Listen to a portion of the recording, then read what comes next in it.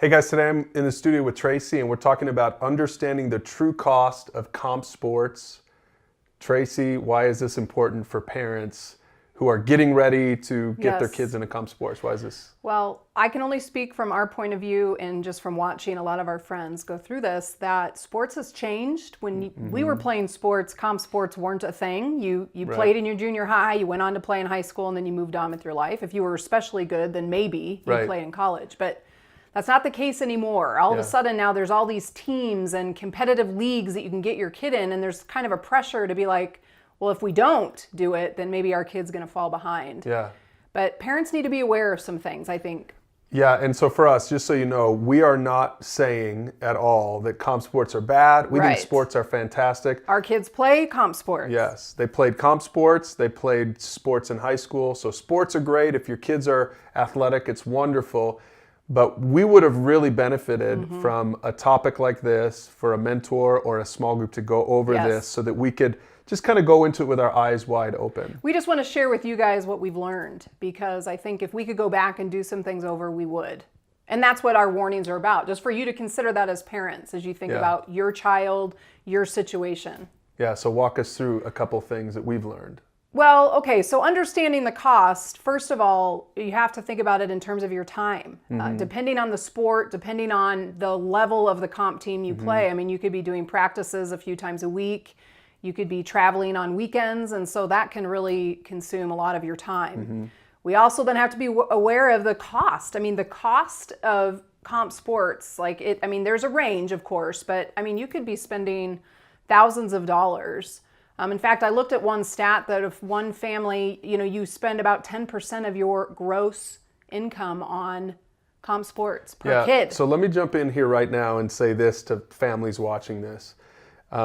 Jesus said, consider the cost. Yeah. And I think it's good to consider the cost of time and money. And one of the challenges that I would give people, because we know a lot of families that spend a lot of money on comp sport, and that's fine if you've got the means.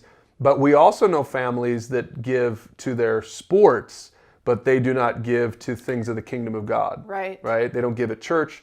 They don't give to ministries or missionaries. And I'll just kind of jump. We weren't planning to. I wasn't planning to say this, but I'll jump in there as a pastor and say this: parents, remember Jesus said, "Where your treasure is, there your heart will be." So if you put all your money into comp sports, you're going to end up raising kids who idolize sports and athletics. Yeah. And that's not good. Yes. So keep that in mind. Right. That's just a little bonus there. No, and I think that's right. And I think the last part of understanding the cost is there's an emotional toll too. This is the one that I think we didn't realize as much for our kids. Right. Just, when you get on a competitive team, there's a pressure then of performing at the level that you think the coach wants. Your playing time then is affected by that. Right. Constant comparison with the other kids, and it can really do damage to your kids' self-esteem and just their identity, because you put them in the comp sport, so they think, okay, I'm good enough to play here, but then maybe on that team they're not as strong or as good as they would be compared to other kids, and so then they start to doubt themselves, and we've noticed the emotional cost. And again, to me, it's not worth doing that kind of damage to my kid for the sake of sports. Yeah. And this isn't just a kid thing. We work with coaches and athletes all over the place. And one of the main things that even college athletes, even professional athletes deal with is identity. And so parents, here's I think one of the main takeaways you can use for this is don't allow your kid's identity to be wrapped up in their performance. And I think a lot of this starts at the comp level. If you allow their identity, which means the way you talk to them, the way you praise them.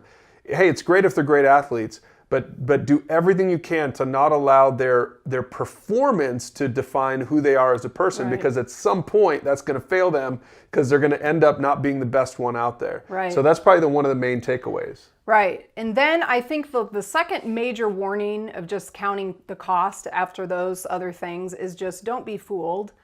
It's a business. I mean, these coaches, these comp programs, these teams, they're selling a product, and they might be making promises that they really can't guarantee you, certainly. Right. And I think a lot of parents out there are like, okay, well, if I play with this particular program, then my kid's guaranteed to get a college scholarship. Well, when you start to do some of the research, you realize a lot of these comp leagues, these teams that you can be a part of, If athletes are getting scholarships, maybe it's enough to buy books or something. It's certainly not a full ride, and it's not necessarily to Division I level schools, which is the dream of all of our kids.